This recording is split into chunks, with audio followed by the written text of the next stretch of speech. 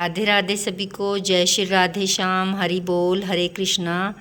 आप सभी का स्वागत है हमारे चैनल नटखट के दीवाने में। मैं सुनाने जा रही हूँ आपको श्रीमद् भगवत गीता का छठा अध्याय। चलो शुरू करते हैं श्रीमद् भगवत गीता का छठा अध्याय। श्री भगवान बोले, जो पुरुष कर्म फल का आश्रय न लेकर करने योग्य कर्म करता है वह सन्यासी तथा योगी है। केवल अग्नि का त्याग करने वाला सन्यासी नहीं था, केवल क्रियाओं का त्याग करने वाला योगी नहीं है। हे अर्जुन, जिसको सन्यास ऐसा कहते हैं उसी को तू योग जान, क्योंकि संकल्पों का त्याग न करने वाला कोई भी पुरुष योगी नहीं होता। योग में आरूढ़ होने की इच्छा वाले मननशील पुरुष के लिए योग की प्राप्ति में निष्काम भाव से कर्म करना ही हेतु कहा जाता है। योगारूढ़ में जाने पर उस योगरूढ़ पुरुष का जो संकल्पों को अभाव है वही कल्याणकारमय हेतु कहा गया है।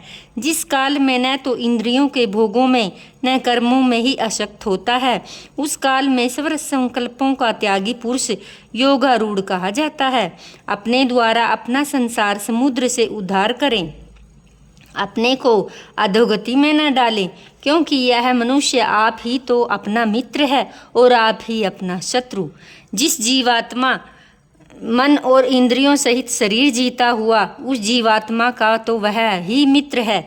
जिसके द्वारा मन तथा इंद्रियां सहित शरीर नहीं जीता हुआ, उसके लिए वह आप ही शत्रु सदृश शत्रुता ही बरतता है। सर्दी गर्मी और सुख दुख में, मान और अपमान में जिसके अंतकरण की वृत्तियां भली भांति शांत हैं, ऐसे स्वाधीन आत्मा वाले पुरुष के ज्ञान में सच्चिदानंदन परमात्मा सम्यक प्रकार से स्थित हैं। उसके ज्ञान में परमात्मा के सिवा अन्य कुछ ही नहीं है। जिसका अंतकरण ज्ञान विज्ञान से तृप्त है, जिसकी स्थिति विकार रहित है, जिसकी इंद्रियां भली भांति जीती हुई हैं, जिसके लिए मिट्टी पत्थर और सर्वगुण समान है, वह योगी युक्त अर्थात भगवत प्राप्त है, ऐसे कहा जाता है। मित्र वैरी उदासीन मध्यस्थ द्वैस बंधुगणों में, धर्मात्माओं में, पापियों में भी समान भाव रखने वाला अत्यंत श्रेष्ठ है।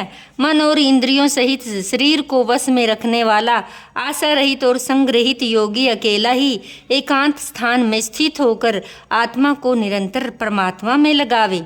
शुद्ध भूमि में जिसके ऊपर कर्मश कुशा मृगशाला और वस्त्र बिछे हैं, जो न बहुत ऊंचा है न बहुत नीचा, अपने आप आसन को स्थिर स्थापन करके उस आसन पर बैठकर चित्त और इंद्रियों की क्रियाओं को वश में रखते हुए मन को एकाग्र करके अंतकरण की शुद्धि के लिए योग का अभ्यास करे। काया शिर और गले को समान एवं अचल धारण करके स्थिर होकर अपनी नासिका के अग्रभाग पर दृष्टि जमाकर अन्य दिशाओं को न देखता हुआ ब्रह्मचार्य के व्रत में स्थित भय रहित और भली भांति शांत अंतकरण वाला सावधान योगी मन को रोककर मुझ में चित वाला और मेरे प्रयाण होकर स्थित होवे। वश में किए हुए मन वाला योगी इस प्रकार आत्मा को निरंतर मुझ परमेश्वर के स्वरूप में लगाता हुआ मुझ में रहने वाली परमानंद की प्रकाष्ठा रूप शांति को प्राप्त होता है। हे अर्जुन, यह योग न तो बहुत खाने वाला है, न बिल्कुल भी खाने वाला लेका, न बहुत ही शयन करने से स्वभाव वाला लेका, और न ही सदा जागने वाला का सिद्ध होता है। दुखों का नाश करने वाला योग तो यथा योग आहार विहार करने वाला लेका, कर्मों में यथा योग्य चेष्टा करने का लेका, यथा योग्य सोने तथा जागने वाला लेका सिद्ध होता है। अत्यंत वश में किया हुआ चित्त जिस काल में परमात्मा में भली भांति स्थित हो जाता है, उस काल में संपूर्ण भोगों से सप्रीहित पुरुष योग युक्ति में ऐसा कहा जाता है। जिस प्रकार वायु रहित स्थान में स्थित दीपक चलायमान नहीं होता, वैसे ही उपमा परमात्मा के ध्यान में लगे हुए योगी के जीते हुए चित्त की कही गई है। योग के अभ्यास से निरुद्ध चित्त जिस अवस्था में उपराम हो जाता है, जिस अवस्था में परमात्मा के ध्यान से शुद्ध हुई सूक्ष्म बुद्धि द्वारा परमात्मा को साक्षात कराता हुआ सच्चिदानंदन परमात्मा में ही संतुष्ट रहता है। इंद्रियों में अतीत केवल शुद्ध हुई सूक्ष्म बुद्धि द्वारा ग्रहण करने योग्य जो अनंत आनंद है, उसको जिस अवस्था में अनुभव करता है, जिस अवस्था में स्थित यह योगी परमात्मा के स्वरूप में विचलित नहीं होता, परमात्मा की प्राप्ति रूप जिस लाभ को प्राप्त होकर उससे अधिक दूसरा कुछ भी लाभ नहीं मानता।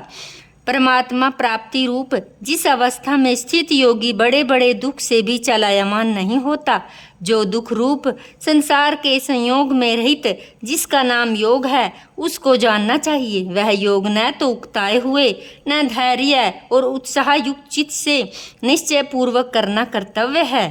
संकल्प से उत्पन्न होने वाली संपूर्ण कामनाओं को निशेष रूप से त्याग कर मन के द्वारा इंद्रियों के समुदायों को सभी ओर से भली भांति रोक कर कर्म में अभ्यास करता हुआ उप्रक्ति को प्राप्त हो।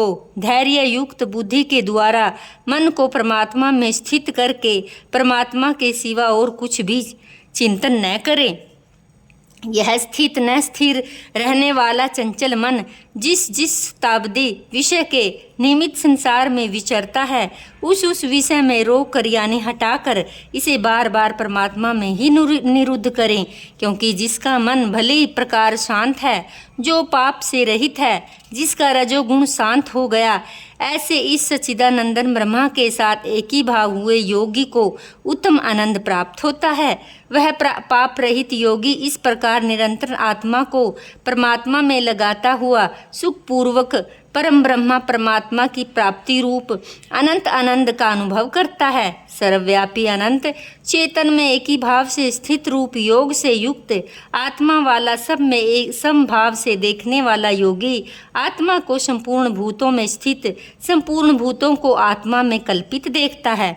जो पुरुष संपूर्ण भूतों में सबके आत्म रूप मुझ वासुदेव को व्यापक देखता है, संपूर्ण भूतों को मुझ वासुदेव के अंतर्गत देखता है, उसके लिए मैं अदृश्य नहीं होता, मेरे लिए अदृश्य नहीं होता।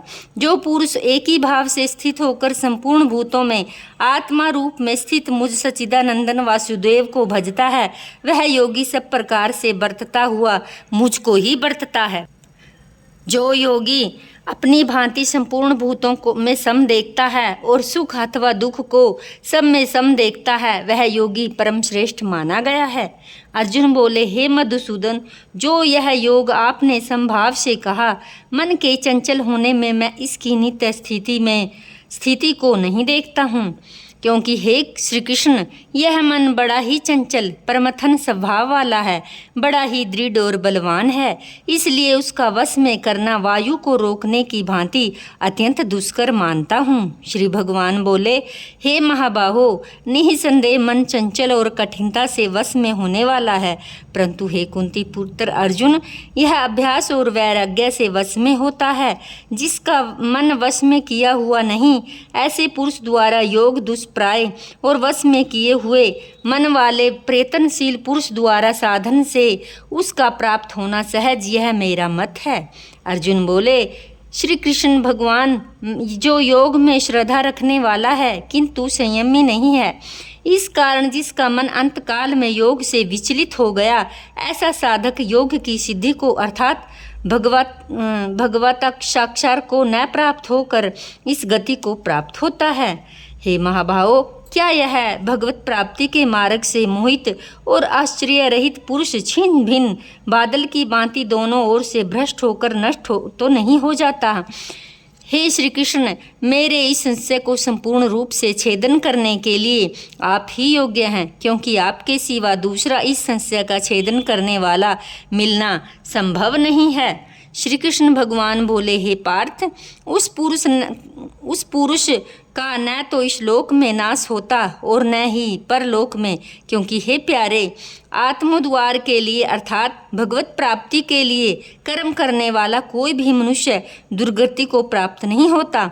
योग भ्रष्ट पुरुष पुण्यवानों से लोकों को अर्थात स्वर्ग आदि उत्तम लोकों को प्राप्त होकर उनमें बहुत वर्षों तक निवास करके फिर शुद्ध आचरण वाले श्रीमान पुरुषों के घर में जन्म लेता है।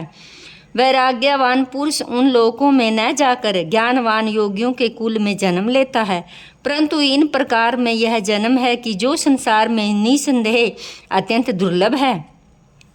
वहाँ उस पहले शरीर में संग्रह किए हुए बुद्धि संयोग को अर्थात समबुद्धि रूप योग के संस्कारों को अनायास ही प्राप्त हो जाता है। और हे कुरु नंदन, उसके प्रभाव से वह फिर परमात्मा की प्राप्ति होती है। सिद्धि के लिए पहले से भी बढ़कर प्रयत्न करता है। वह सिरमानों के घर में जन्म लेने वाला योग भ्रष्ट पराधीन हुआ भी उस पहले के अभ्यास से ही निसंदेह भगवान की ओर आकर्षित किया जाता है। समबुद्धि योग का जिज्ञासु भी वेद में कहे हुए सकाम कर्मों से फल को उल्लंघन कर जाता है, परंतु प्रयत्न पूर्वक अभ्यास करने वाला योगी तो पिछले अनेक जन्मों के संस्कार बल से इसी जन्म में संसिद्ध होकर संपूर्ण पापों से रहित फिर तत्काल ही परम गति को प्राप्त हो जाता है। योगी तपस्वियों में श्रेष्ठ है, शास्त्र ज्ञानियों से भी श्रेष्ठ माना गया है और सकाम कर्म करने वालों से भी योगी श्रेष्ठ है। इससे हे अर्जुन, तू योगी ही हो। संपूर्ण योगियों में जो श्रद्धावान योगी मुझ में लगे हैं, अंतरात्मा से मुझ को निरंतर भजता है, वह योगी मुझे परम श्रेष्ठ मान्य है। तो ये थी भगत जनों श्रीमद् भगवत गीता का छठा अध्याय। आप सभी को कैसा लगा कमेंट बॉक्स में जाके अपनी राय ज़रूर दें। मिलते हैं नेक्स्ट वीडियो के साथ। आप सभी का बहुत बहुत धन्यवाद हमारे साथ जुड़े रहने के लिए, हमारी वीडियो को देखने के लिए और हमारी सनातन संस्कृति को बचाए रखने के लिए। और अगर आप हमारी सनातन संस्कृति से प्यार करते हैं, हमारे सनातन धर्म से हैं, तो वीडियो को शेयर ज़रूर करें। चैनल पर नए आए हैं तो सब्सक्राइब ज़रूर करें। मिलते हैं अगली वीडियो के साथ। तब तक के लिए सभी को राधे राधे, जय श्री राधे, हरि बोल, हरे कृष्णा।